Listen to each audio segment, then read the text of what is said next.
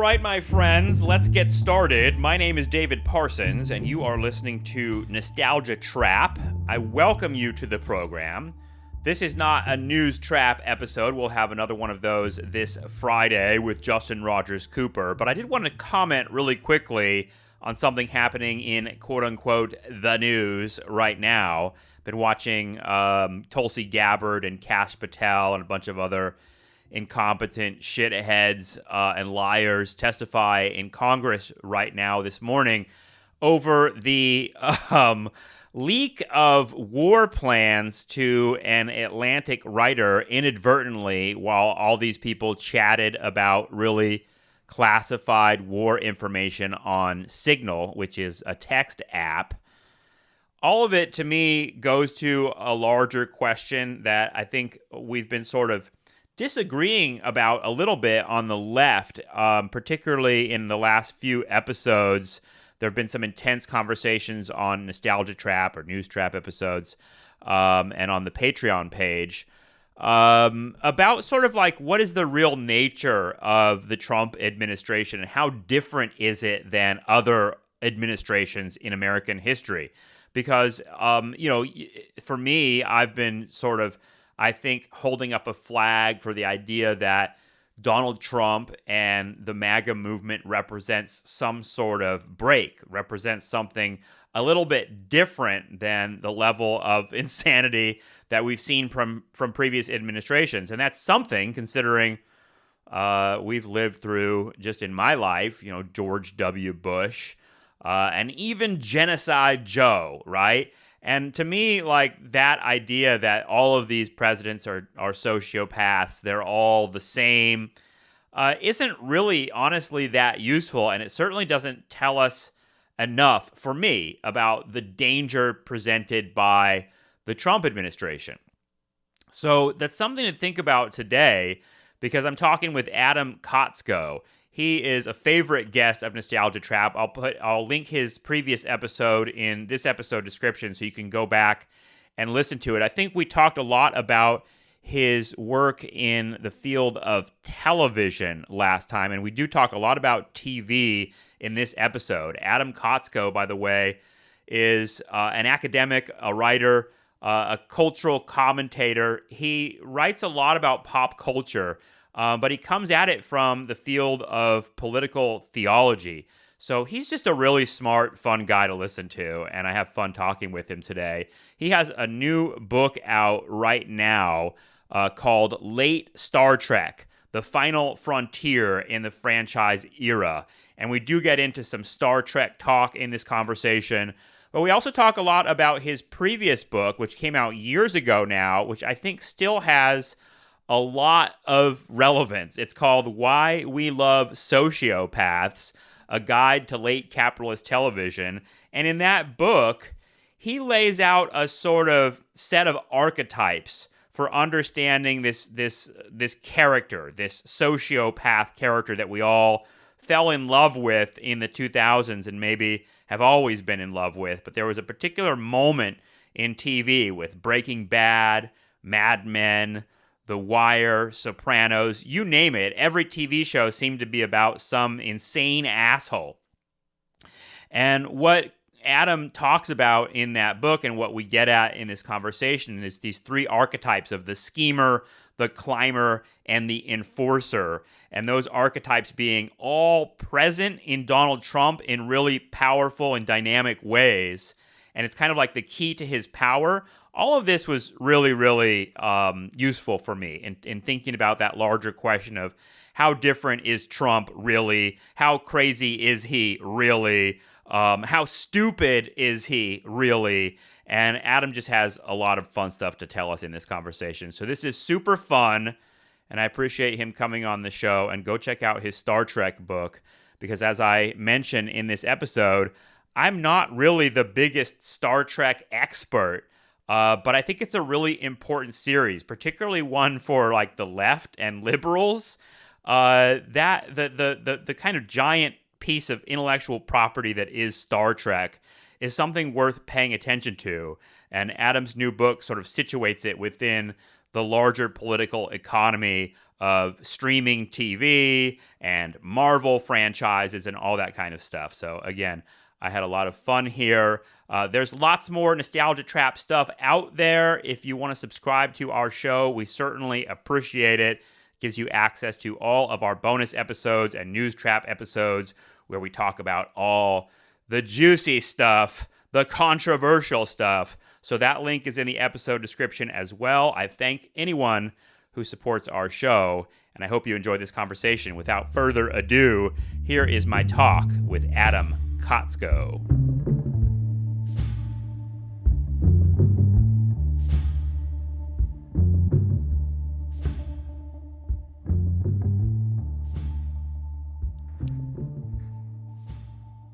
Hi, Adam. Welcome back to Nostalgia Trap. How are you?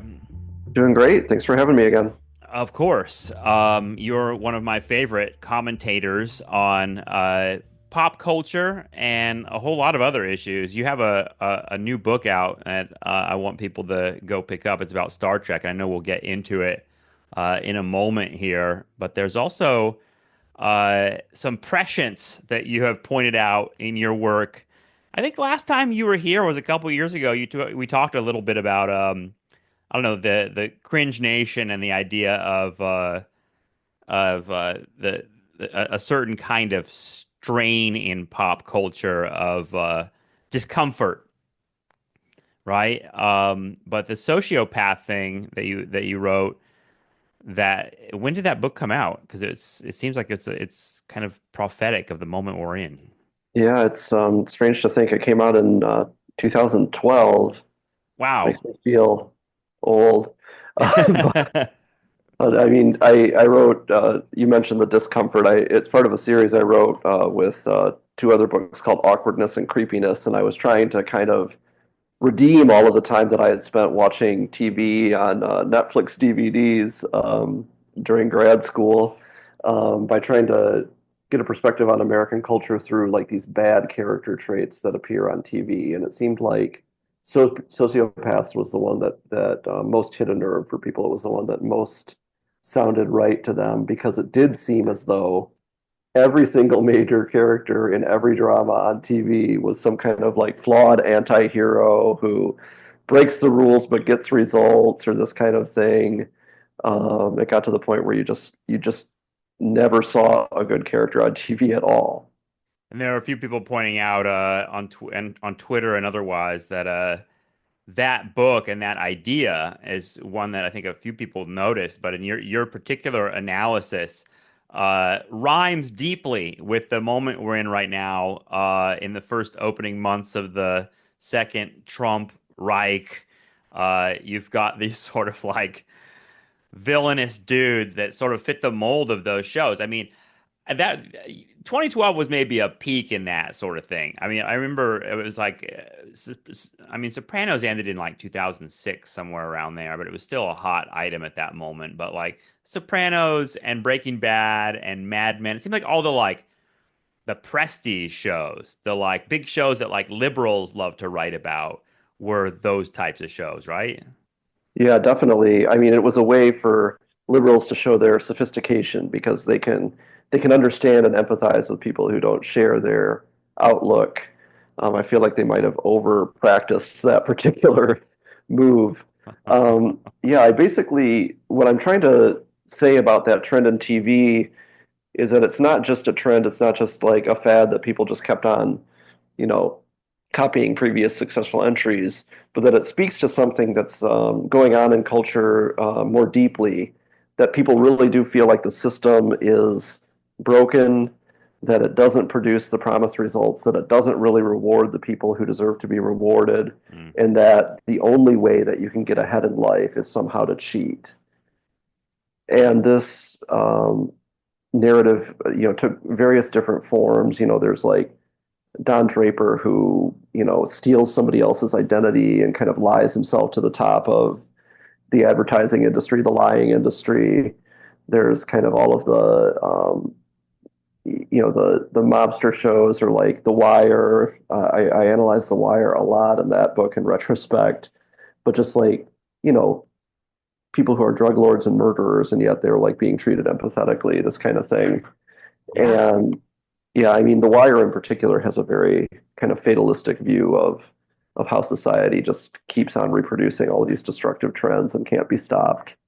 Yeah, I mean, I think of these shows as like not only like high quality, quote unquote, but written by people with a distinct sort of knowledge that they're writing against the grain or that they're writing bad guys that aren't just like swaggering cool guys, but are meant to be like entryways into some kind of analysis of the way society works. David Simon in particular, right? Like his stuff is very much, I don't know, it's meant to make us think about sort of yeah, the society that produces Avon Barksdale and Stringer Bell.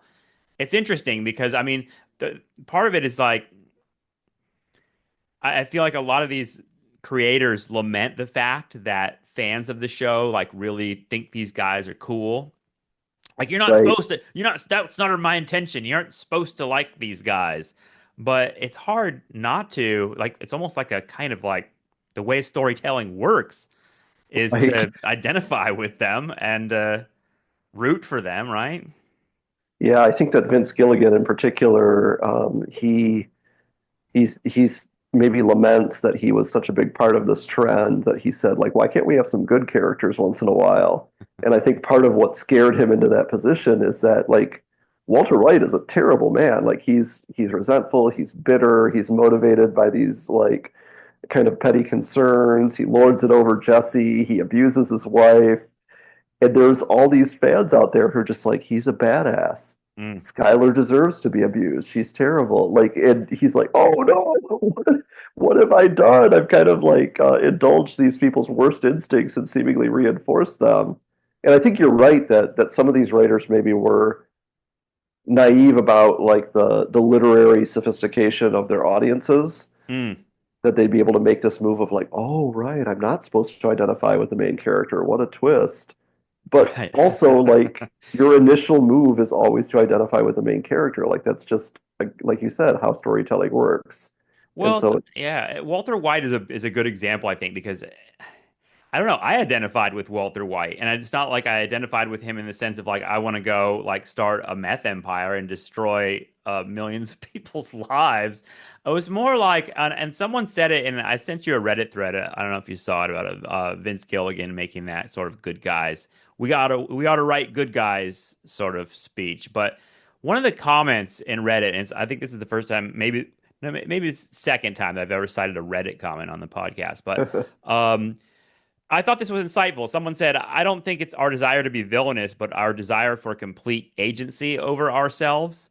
And I thought that connected a little bit to your bit on sociopaths and why we like them, in part that sort of feeling of a loss of control within like a kind of neoliberal environment.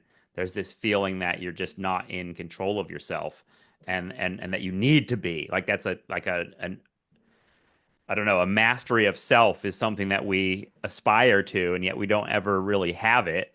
And I don't know, there's a contradiction there. And with Walter White, I mean, that opening of that show of showing like what a humiliated person he is that mhm. has never had agency over himself. I felt it was like, yeah, if I were this guy, I'd be wanting to do this too because you're about to die, and you're sort of like never really had control over yourself and Right. your destiny. I don't know. And I think specifically um, that people start to identify, like, how do your employers or other people in your life kind of blackmail you into going along with this mediocre life you have? It's Mm, through, I need to care for my family, like I need to, and a lot of these sociopathic characters, they either don't have or they cast off these family ties.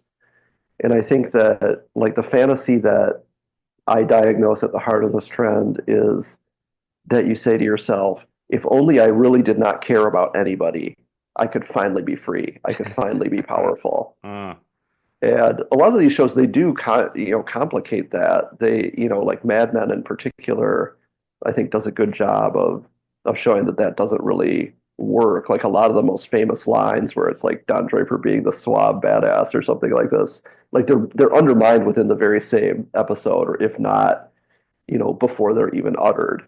Mm. But people still do quote them out of context. The one that bothers me the most is when he's talking to the younger advertising executive who has clearly been like getting under his skin and making him feel insecure and old or something like that. And he says, I don't think about you at all. And people quote that as though that's real and that's what he's really like, but really, like the audience, when you watch it, that's not true. Yeah, I see that meme a lot Right. in the elevator. Yeah. Um, yeah, like that's like, and it's yeah, it's I don't know, with someone like John Hamm. I mean, yeah, he's good looking, he's suave. Like, how could you not? I have people in my family who look up to these characters and think and like sort of like, the person in me that's sort of screaming out and being like, "You're reading it wrong. You're reading it like you're not supposed to like this guy." But it's like you kind of are.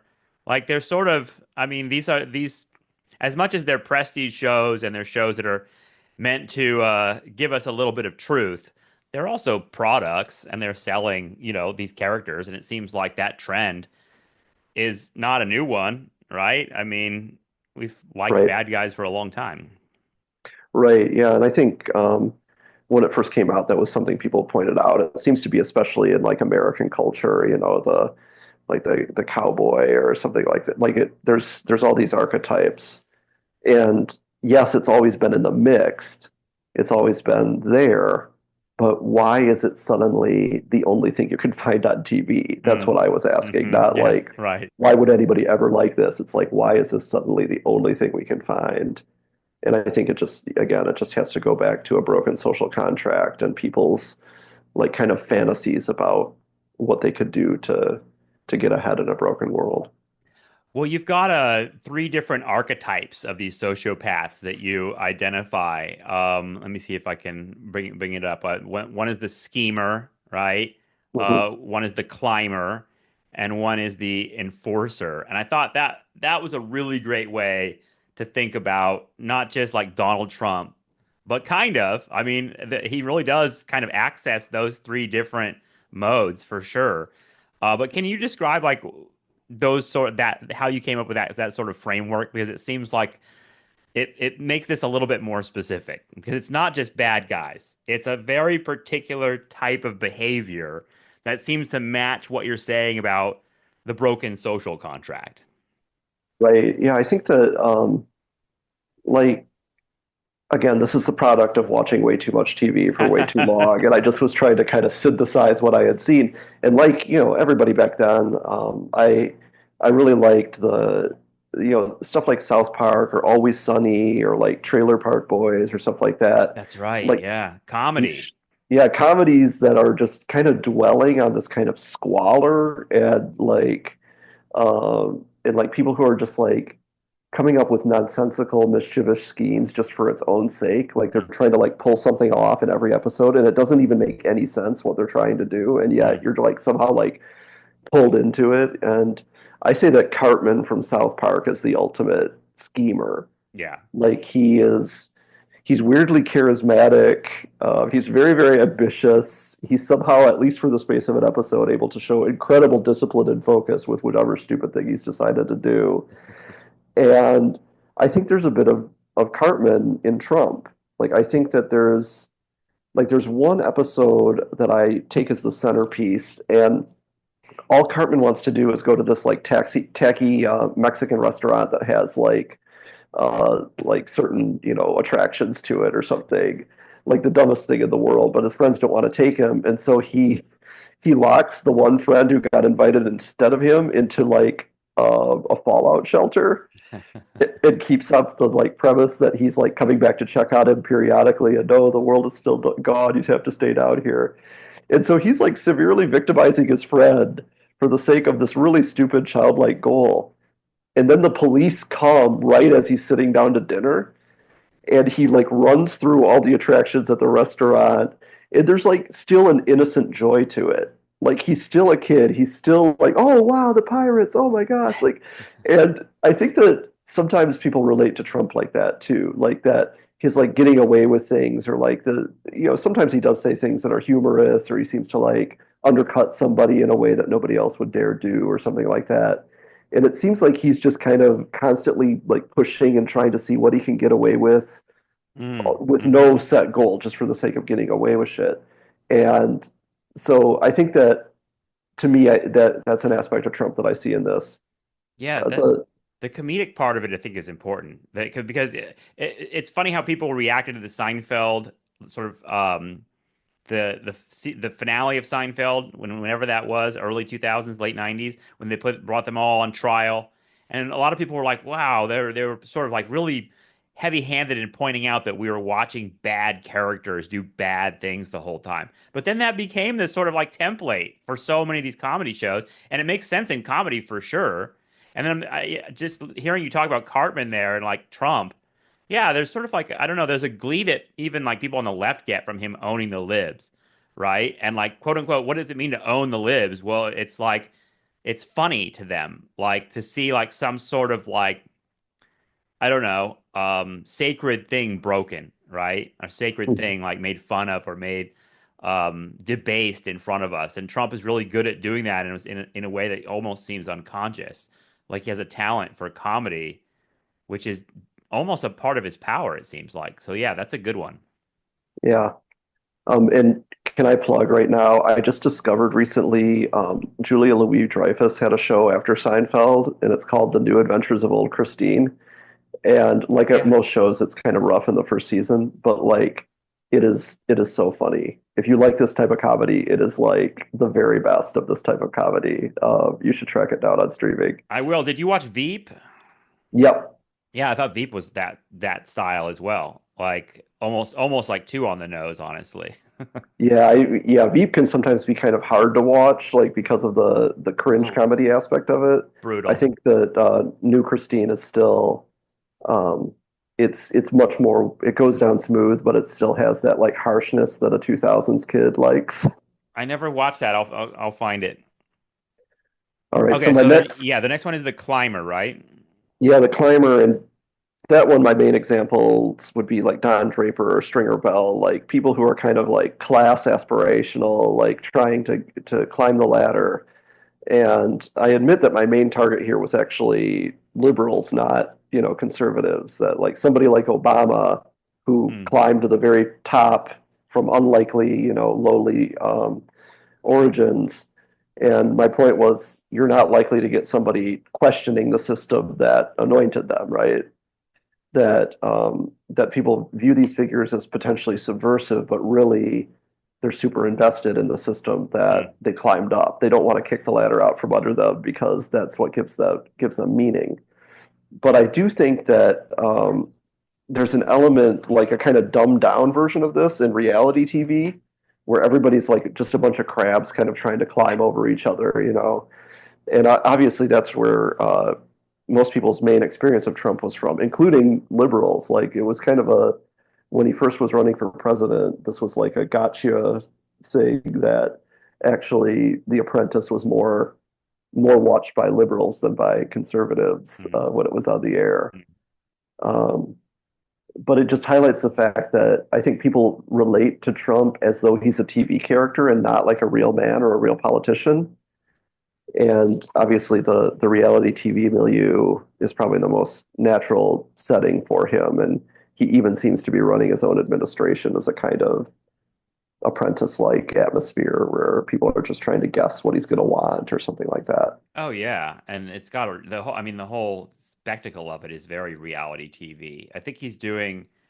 My parents are big like reality TV like addicts, and they are addicted to the Trump TV show. They like hate Trump, but it drives their sort of watching of him always. My dad is like, texting me a lot and being like, "Did you see what he said today? Did you see what he said today?" And like the like kind of everyday shock press conference seems like it's built in to the whole, I don't know, mode of how he works and gains attention. Yeah, it does seem like his only goal in life is to get attention, and it's like any attention is good attention. Mm. Um, That's funny. The aspirational part of it is interesting. That it makes sense that like the Obama angle on it because it's the aspiration and the idea that you could actually achieve it tells you that like yeah, the system works. The system is a good thing that actually is I don't know, a meritocracy, and that anyone can find entry into it, even in the 21st century, even like people who'd been previously left out of it, like Obama being the first black president seemed to affirm that like a lot of liberals sort of belief in how everything is as it should be. That's funny Yeah, that yeah, conservatives aren't as much of watchers of Apprentice, but there is the sort of like other end of it that's like Trump is a businessman and he's yeah. a successful businessman. That seems like really key still, even though it doesn't seem like he's that great a businessman, honestly. His talent is self-branding. That's all that he ever is selling is his name, and so it's kind of weirdly made him too big to fail because I think that really what his superpower is that he's so obviously stupid Mm. that everybody sees him and they're just like, I can't believe he's this stupid. I can't believe nobody's seen this before. I can use this, and then they get sucked in too. I think that's the like Cartman-esque side of him. Maybe But that's I what think drives liberals crazy about it too. Is it's sort of like the system didn't work with Trump. It's like some dumbass is at the top of the chain, and that shouldn't be. It shouldn't work that way. right. I think that even in my own personal narrative, I was raised a very conservative Christian and kind of like Republican by default when I was growing up, when I wasn't really thinking about politics. And this was the 90s, and it wasn't as intense back then, maybe. Hmm. And what really started to introduce a crack in it was George W. Bush. And I'm Mm. grateful I didn't actually vote for George W. Bush in the first election because I couldn't bring myself to vote for somebody who seemed that obviously stupid. And now it's just gotten worse. That's Uh, funny. Yeah, yeah, that tracks very closely to my own experience. That George W. Bush was the sort of the crack in the whole thing for me, and of course, and the Supreme Court sort of reifying the election was really disturbing as a young yeah. person. And yeah, the Like, fact wait, I that thought the person who got the most votes would win. What? Like, yeah, and he just like his sort of I mean, I know he was the darling of evangelical Christians, but like he just didn't seem like it really. He didn't seem like the representative of that sort of what I knew of it, at least. yeah. But I think the Bush years really did set up the third category of sociopath that I talk about, which is like the kind of law-breaking law enforcer, Yeah. like the Yes. person who maybe he uses torture, maybe he breaks the rules, but he needs to do this to get things done. And like the iconic figure of that was Jack Bauer on 24, played That's by right. Kiefer Sutherland, and like he was using torture practically every episode. Like he held the president himself like hostage like 5 times. Like it was just so nuts. At one point, he had to torture his own father to reveal the terror plot or something. Perfect. You got to. I mean, once you open that box up, it's like I'm gonna torture myself in this episode. Yeah, yeah. There's one. I think he had to chop off his partner's hand to because it was the only way to set free this infectious agent or whatever. It was absolutely over the top. But the thing is um, Supreme Court Justice Salida. Am I saying, is that the right name? Scalia. Scalia. Yeah, Yeah. I'm mixing it up with Alito Yeah, because they're kind of like he's it like mini sounded me, and so. It yeah, sounds like a Supreme Court justice on 24, actually. yeah. Like they would But call they would call him Salida. like in a court case about like war on terror measures, he cited 24 as though it was evidence. Like he's as though like in support of his opinion, and like Beautiful. I think that's a side of Trump now that I think is becoming more and more evident is like it's clear that the fact that Doge and all of this stuff is illegal, or the fact that he can't really shut down the Department of Education, or he's breaking a law every 15 seconds, is a feature, not a bug, because he's trying to show well, the system has kept any good results from happening. Like people have said they wanted to fix immigration all along, and yet the system won't let them, so we can't do the system. Like it's just kind of, and there is a moment of truth to that. Like our system is designed to impede any significant legislation, and it's not clear to me how long that could endure, like why we should have to put up with that forever. I just regret that Trump is the one who Yeah. gave the last push instead of Obama or something. Right. I mean, it's like a tragic HBO show, honestly. Yes. What did you think of like Vince Gilligan being his whole idea? Because there's like really quite a wager he's making there when he says we writers and creators ought to write more good guys, more I think he literally said more like greatest generation types, more like Jimmy Stewart characters. I mean, he's really kind of there's quite a theory there, and it's one that you don't necessarily I don't think subscribe to in your writing about sociopaths on TV that like there's like a one-to-one relationship between the type of culture we consume and the kind of like social engineering that we're doing. Right. Yeah, I think that's optimistic of him to think that. I think that culture can echo deeper trends and it can exacerbate or accelerate them. Like, I think Ted Lasso is a good example. Mm. Like, Hmm. he clearly fits Gilligan's formula, and especially the first season, it's very watchable, it's very seductive. You think, wouldn't it be nice to be like Ted Lasso? Um, After that season, it started to get to the point where I hated myself for watching the show. Like, I just, You're not alone. Yeah. yeah, yeah, this is no longer self-care. And so I think that, but the Sorry, fact that is there like a preachiness to it? yeah, and it's just too much, everything is too spot on, like everything, like these like athletes are like suddenly like the most sensitive men in the world or something, or like it just in every possible permutation of sexuality suddenly is present and Ugh. accepted and everything like that. It's just like a kind of a cookie cutter formula. But I think that the fact that they couldn't sustain it in a convincing way shows that it was just kind of like Wile Coyote, like walking off the cliff. Like there wasn't the cultural support to Mm. make this plausible for more than the space of one season, and probably not outside of COVID when everybody was so shell shocked and so needing this kind of really intense comfort food. Like Right. I don't think that there has been a trend of more positive characters. Like I think we're still kind of in the flawed genius type of paradigm almost by default because nothing else has come up to replace it. Definitely. Yeah. I mean, it's just a weird thought to me that you could just produce a whole bunch of good guy shows and teach people. I mean, it sounds like Stalinism, honestly. Like the vision of like that very didactic sort of show that teaches a lesson on how to be.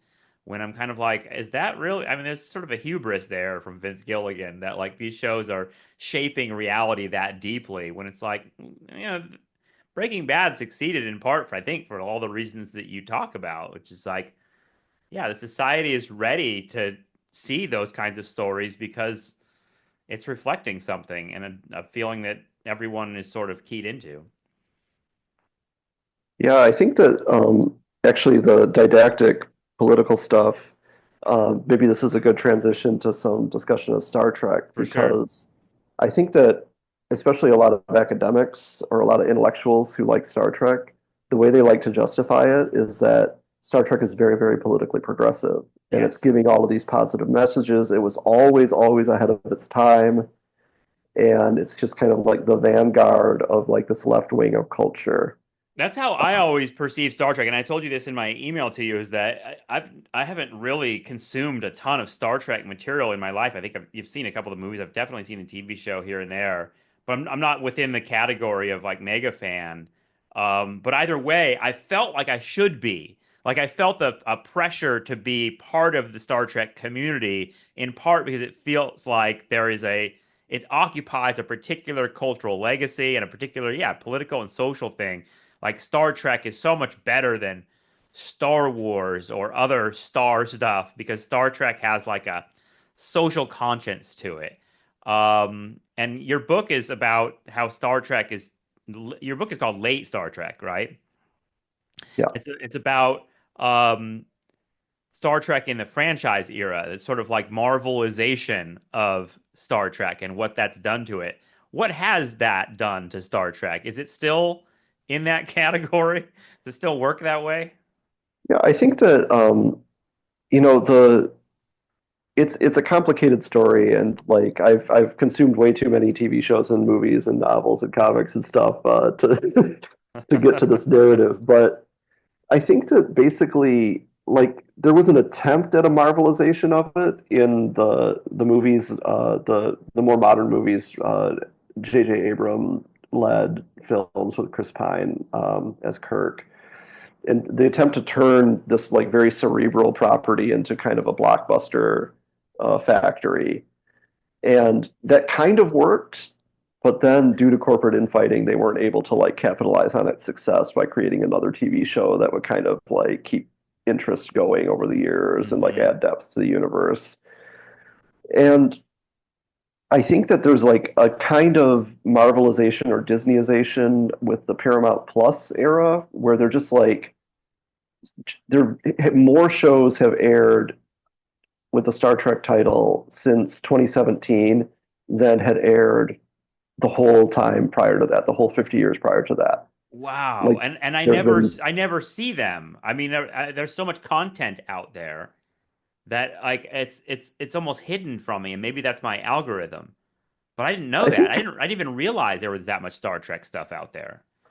right. Yeah, and I think it's partly because they had this misguided idea that they could use Star Trek to kind of found their own independent streaming service, that they'd have this like captive audience of obsessives like me who are just forced to pay their Star Trek tax or whatever. But that How many are there though? I mean, that's part of what I think of the weird wager they've made is 'cause it's sort of like right. how much can they expand that territory?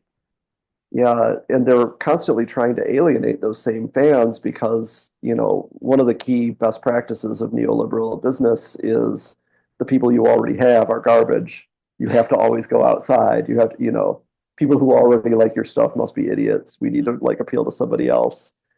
And so they're constantly like trying to betray or tweak the fans just to show like this is not your father's Star Trek.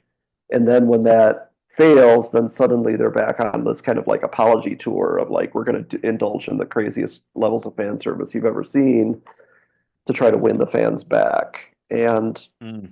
I think one show that has emerged as like a genuine but moderate hit out of this whole milieu is Strange New Worlds, Hmm.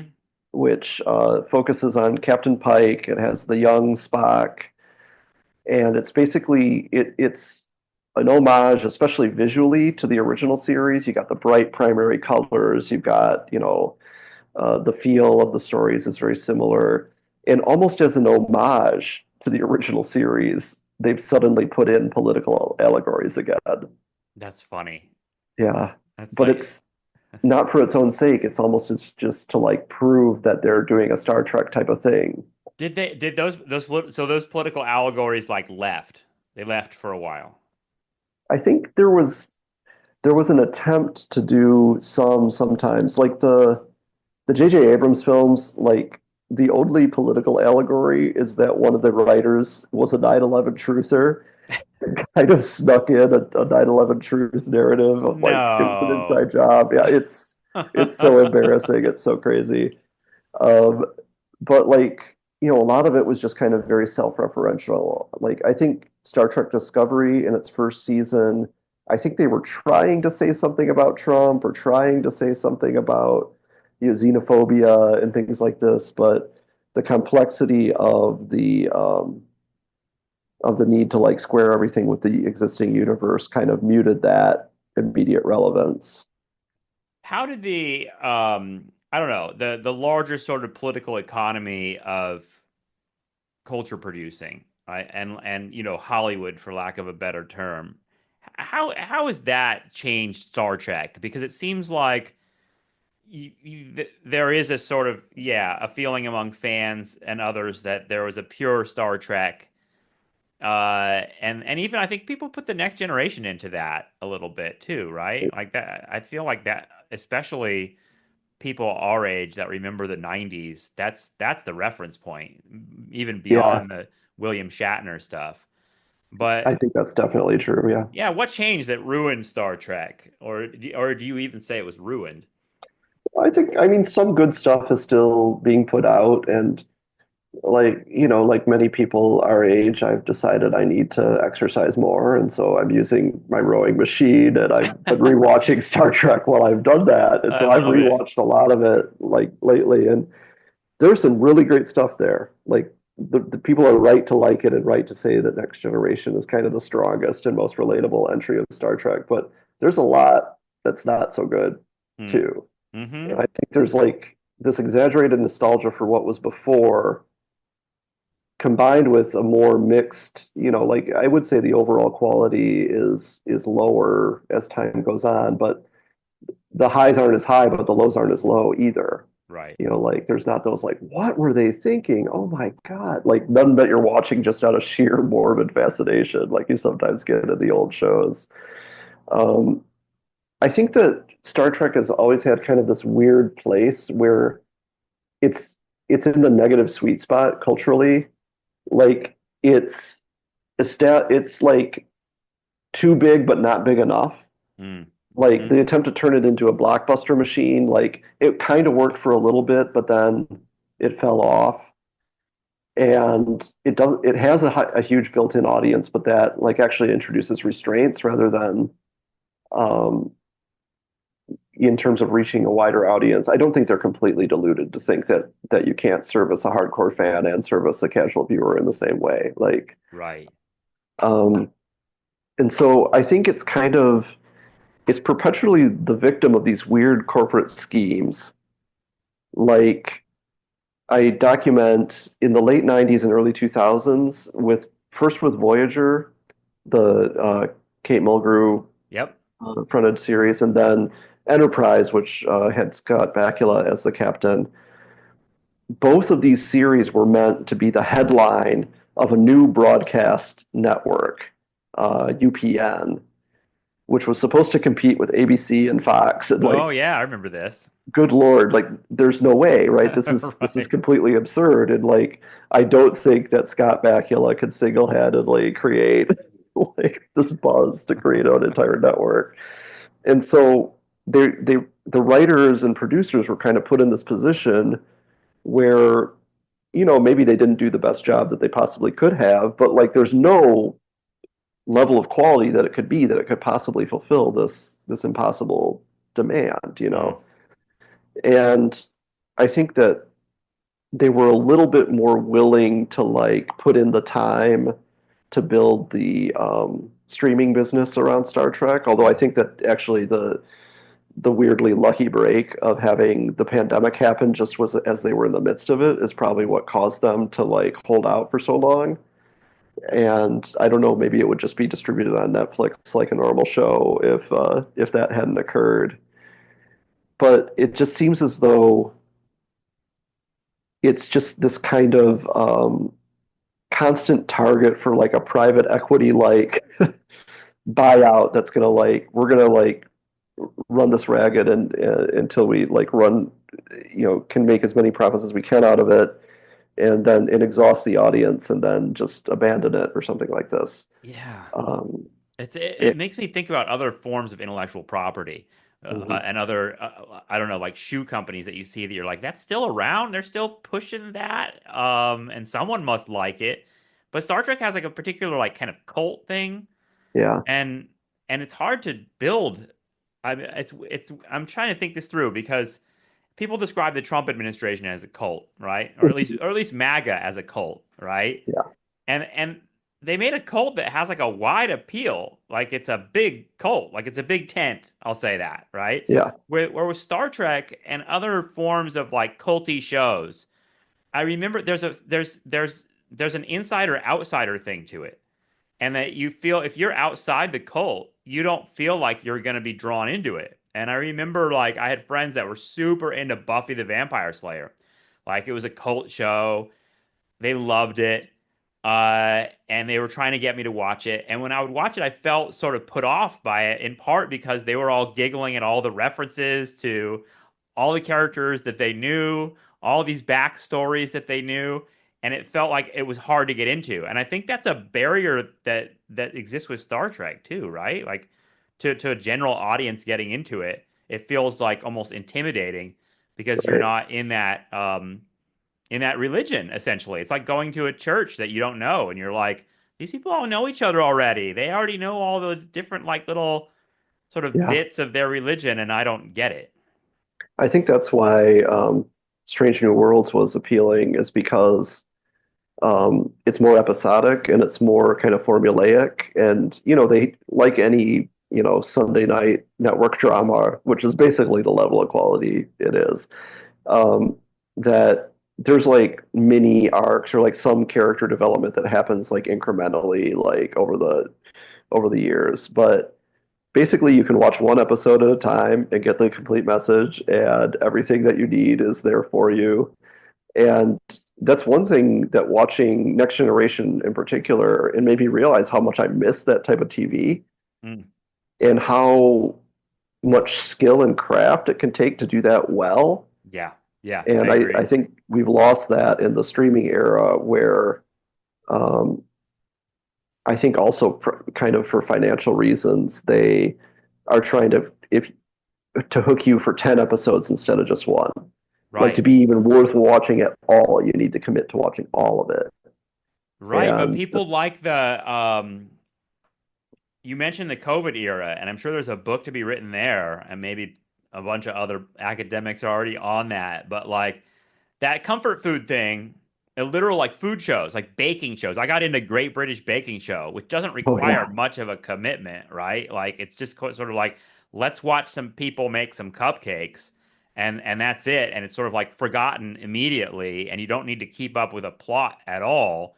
There is something like there is an appeal to that as well. That's almost like this disposable sort of stuff. But I agree, like at one point, another guest on this show made me watch a whole bunch of episodes of Columbo.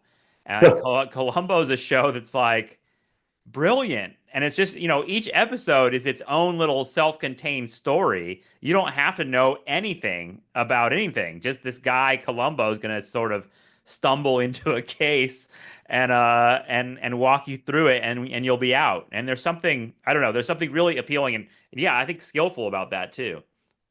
Right. I mean, Columbo was feature length, so it had a little bit of an advantage. You probably watched only the very best of them. Some of them really do drag, but Okay. um, yeah. But I think the human mind can only process and hold so much at once, and I think there's a reason that 2 hours is usually like the outer limit of what a movie should be, or something like this. Right, Like right. before before streaming came out, if you said, I found a 10-hour movie, you would think it was like a torture chamber, not something like cool, right? Yeah. Like, I mean, I thought about the fact that James Gandolfini had to play Tony Soprano, a role that I don't think he got a lot of enjoyment out of playing. It seems like a lot of these actors like hate these roles after a while. And I'm like, how could you not? They're making like movie energy level stuff each week. And I think there's 84 episodes of Sopranos. So you're sort of like, hey, do you want to watch a movie that's 84 hours long about this one guy? And it's like, no, fuck no. Like, how do you do that? And yet, that's sort of the name of the game. I don't know. Severance is huge right now, right? This very it's something. It's not disposable. It's a story that's like really intricate, and you got to like really know what's going on. But like, as Apple TV is losing money on it, I think they lose billions of dollars a year, and it's something that like isn't really economical for them to make. It's like a really expensive show.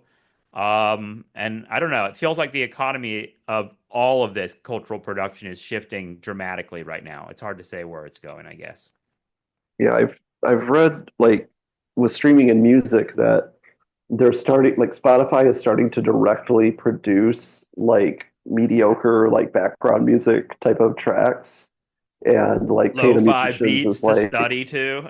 right, yeah, exactly. And but instead of paying royalties to somebody, they're like hiring a musician directly, say, getting them to sign on for like work for hire terms so that they don't have royalties, That's and then they're bleak. seeding the playlist with that type kind of stuff. And sometimes, like, if you go into Netflix and browse through like what's new, you're wondering like, is this the lo-fi beats to study to of TV? Totally. Like, Yeah. it seems like they're designing shows so that you can like be on your phone the whole time and not miss out on anything. And like, I don't want to romanticize because in the past, like a lot of TV shows, like when during the like flipping through the channels era, that they would try to make it so that you could jump in on the show almost at any moment. And that restrains the type of stories that you can tell, and many of those shows were very vapid. But like to design whole genres from the ground up to be as vapid as possible so somebody can just be watching it in the background just seems like such a depressing scaling back of ambition for human achievement. Yeah, I mean, I called this show Nostalgia Trap in part because I do think it's a trap to think that way of like, well, yeah, those were the good old days. Everything was way better in the name the era you were young in. But like in the 90s, I was disgusted by television. I was one of those, punk kids that was like, ah, people who watch television are wasting their time. I don't even own a TV. It was like a point of pride to like not engage in that crap culture. But now I look back at it and I'm like, ooh, that was a golden era. And there are actually a lot of shows that I loved. I don't know if they hold up. Like, I don't think X-Files holds up that well, honestly. Like, a lot of X-Files episodes are just Yeah, horrible, right? I think that the mythology episodes are the very worst. Like it gets bogged down so quickly Those were and my like favorite too at the uh time. right, but because it was novel to have something like that to have, and it's to reward you for being part of the cult, right? And now everything's like that, and so we're nostalgic for the monster of the week. That's so funny. Yeah, I mean, how much do you engage in the wall of Netflix? Because like I look at it sometimes and I'm just sort of like I feel that yeah, as much as it's a trap to think about previous times as better, it was better in some ways. Like this particular iteration of flipping the channels is pretty bleak. Right? Yeah, and I think that there's particular reasons why like the I think the prime era of HBO and like the prestige dramas that kind of followed in that, like AMC, like it was a really limited circle of like networks and production companies that were doing this. And you Hmm. could say like that was genuinely a golden era of like TV production, but it was because people were watching more TV because they were staying home because they were scared of terrorism. That's right. And a lot of the movie talent moved to TV because that was where the work was, and that's why you could have such higher like sustained production values and more high quality writing in TV is because movies were getting emptied out. And there was also kind of this bifurcation where like within the walled garden of HBO or within like certain like specialty cable networks, you got like really great stuff, and then everybody else was just awash in like dumb reality TV shows. Like that was an era of like reality TV like That's sweeping right. everything. Yeah. Yeah. Um, That was the heyday of American Idol and Survivor and all that. I mean, all that stuff still exists. So it's I think Survivor's in like its 400th season or something I, right now. I It's can't believe insane. that guy must be just like so ancient looking or something. Like, it It's is still so the same guy that's hosting it, I think. it is, yeah. So Star Trek is stuck in Paramount land, and Paramount doesn't seem like it's one of the premier streaming services. I don't know how well it does, Yeah, I think but they're really like tent polling Star Trek for Paramount. what's funny is I mean it's just it goes along with everything I've been saying about the corporate approach to it. Like clearly the number one thing people go to Paramount Plus for is Star Trek. It's not the Huh. latest spin-off of The Good Wife, which they literally do have a spin-off of The Good Wife going right now. And I thought you were joking. no, it's part of me wishes that I was. We are watching it, but I have to be honest I'm with still watching it, of course. you. Yeah. Yeah. But if you go into the channel, like on Amazon Prime, I have it as like one of the sub channels in there. You have to search and search and search for the Star Trek stuff. What They the want to fuck? foreground everything else but Star Trek. Like it's just absolute lunacy, and it's just like forgotten, CBS hits like the reboot of MacGyver that they did in the 2000s Wow, or I forgot something. that existed. Yeah, part of me regrets that I ever learned it existed in the first place. So it sounds like the strange is it Strange Worlds Star Trek you're saying is pretty good. Yeah, Strange New Worlds. Strange I New think Worlds, yeah. if you're wanting to like get into it, I think it's the only one of the new shows that I could say, okay, this is where you could start. It's a good on ramp. Um, Do you feel abused as a Star Trek fan? ah, maybe a little bit. Yeah. Um, It's because like I think that they're like, come and get it. We know you're gonna get it. You know what I mean? Like we know yeah, you're gonna pay for it. yeah, I They definitely show don't like such the contempt for the people that support them all these years. and that it like so much of what makes the world seem vibrant is not necessarily what's on screen, but it's like what the discussion it promotes and the kind of theories that people have. Like some of the best Star Trek stories that I know are actually like fan theories that are meant to account for weird aspects of the like I'll give you an example of one that I think is probably the best fan theory I've ever read on Star Trek. So you might remember there's the Borg, who are these like cybernetic aliens. They've got like cyborg implants. They're all a big hive mind through like a single computer network. Then they have these like ugly cubicle ships just showing like how inhuman they are. And they just sweep the galaxy like ingesting entire planets, like kidnapping and surgically altering the entire population to become part of the Hmm. Borg collective. It's a pretty grim thing. And it turns out that every time they come to attack Earth, they bring precisely one ship. And that ship is able to like kill off a dozen of our guys' ships, but they're able to finally like figure out a way to like defeat this one ship and end the threat. And so somebody's like, why do they only send one ship? It seems like if they sent even as many as three, we'd be done for. And so I mean, we all know why they only send one ship, which is because they need it to be believable that they could be defeated, and Sure. the board can't really take over the whole galaxy, or else the story's over, right? But if you use it from an in-universe perspective, this person came up with the idea that actually the Borg try to harvest other cultures' technology, and one way that they try to like farm higher tech is by like attacking and letting themselves be defeated narrowly so that this other culture will start developing better weapons and stuff. So then when they finally go in for the kill shot, it's a much more advanced society. And I'm like, that makes a lot of sense. That's pretty There's clever. Yeah. there's no way it's what the original authors intended or had in mind, but it makes the universe feel a little bit more real, a little more like it makes sense. Is that from the Reddit forum? Yes.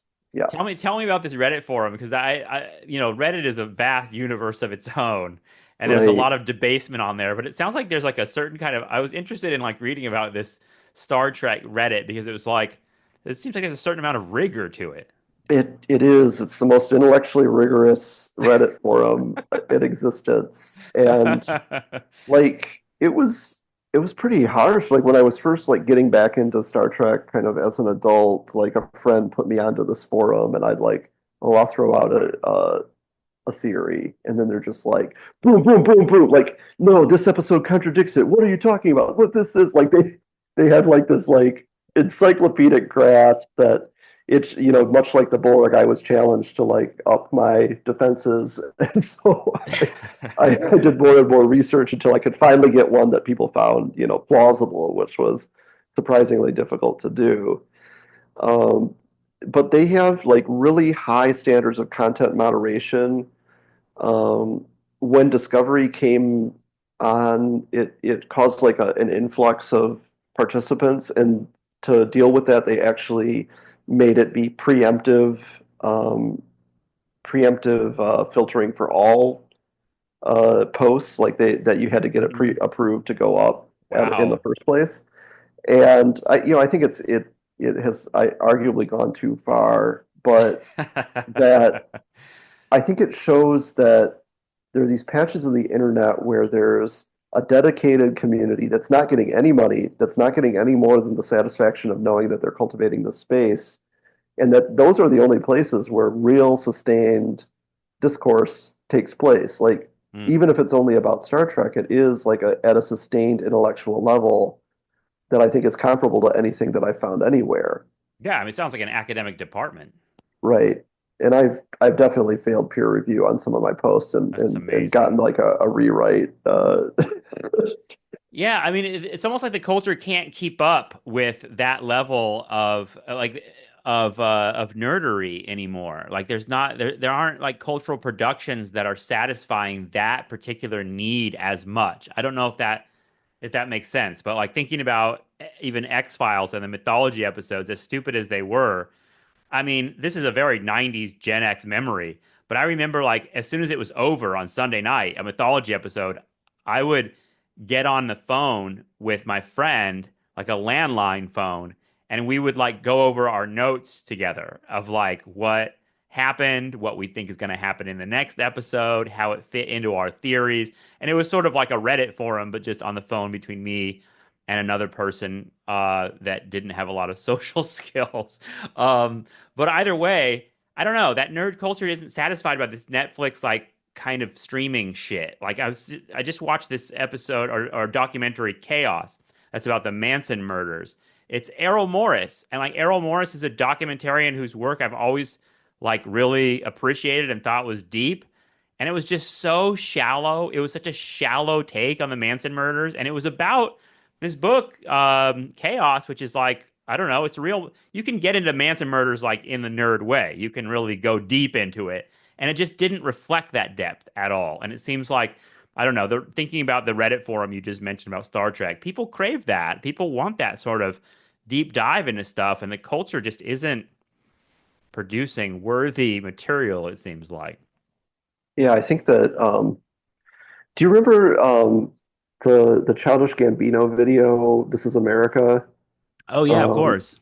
like such an interesting video, and like it launched 1,000 ships of analysis, right? Like suddenly everybody was like, "Oh, I'm watching this." Like you'd see all these screen grabs and stuff. Just like even normal people were doing stuff like this, Mm-hmm. and I think that really speaks to a hunger that people had for something that was a little bit more, that rewards analysis. I think Yeah, that's the same thing that like people are finding in Severance. for sure. I, and I think in both cases, like they're probably not as sophisticated as people thought they were when they first, Mm-hmm. came out. I think it's like the soft bigotry of low expectations, to quote a famous Bushism.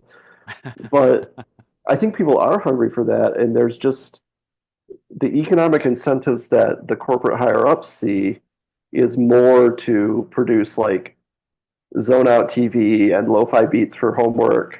Yeah. Um, that's what's scalable for them, and that the idea of creating something like the old HBO, or to have like this Thursday night lineup that's really really solid and really like makes a name for us, like that's gone. That's not on anybody's radar. I think the closest we have is Apple TV, and it's simply because Apple thinks of itself as a prestige brand and is willing to burn cash to preserve some semblance of prestige.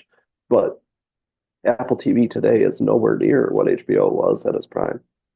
No, and I mean it's a kind of I don't know, it's a cliche, but it's a fractured culture too, right? It's like just you're talking about things that are on Paramount Plus that I'm like I don't even know exist because I'm not on that streaming network, but I might be on a streaming network watching stuff that you don't know exists.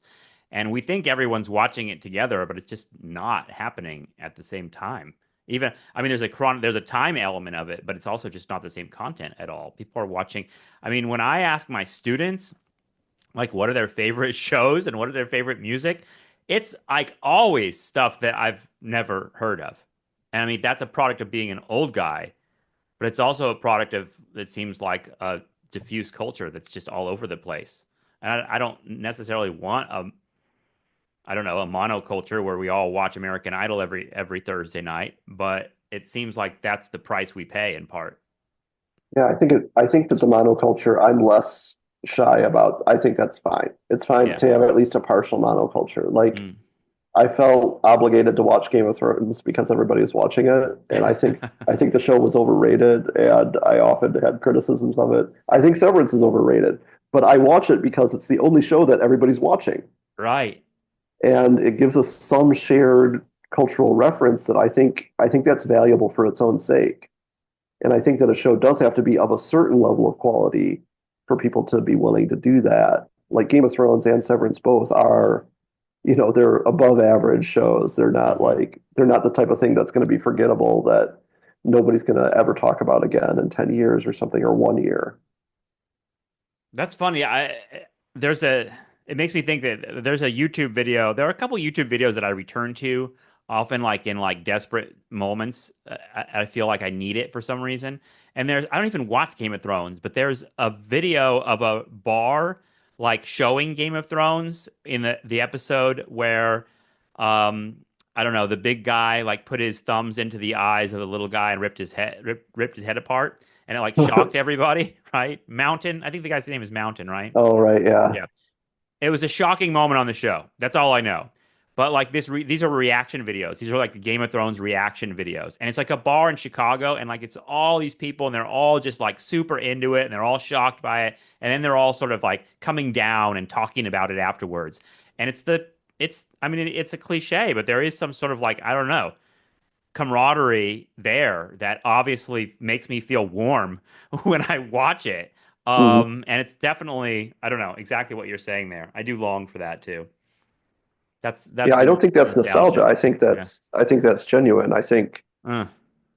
Uh, I think it's something that we're missing, and I think that instead everybody's doing that with the Trump show, and it's killing us. oof, that's awful. Yeah. I mean, it feels right. I mean, it feels like where we're at. But yeah, the fact that trying to get that feeling of everyone watching Game of Thrones from the Trump show, oof. What a because I mean, it's like, I don't know, part of me is like the medium is the message, in some ways, and like that the Trump medium is horrible. It's just like there's not a lot to say. It's not that interesting a show in some ways. Mhm. Adam Kotsko, great talking with you. I appreciate you coming on the show. Yeah, thanks for having me. Well, all right, my friends. I think that's going to wrap it up for Nostalgia Trap today. I want to thank my guest, Adam Kotsko, for talking pop culture and sociopaths and Star Trek with me. Always fun to catch up with Adam. Go check out his latest book. It's called Late Star Trek, The Final Frontier in the Franchise Era. And I've got a link to it in the episode description, along with links to all our other stuff, including our Patreon page. We appreciate the support, and if you subscribe, you get access to all our bonus episodes, including our latest News Trap stuff. We'll have a new News Trap episode with Justin Rogers Cooper coming this Friday. Very much looking forward to that one.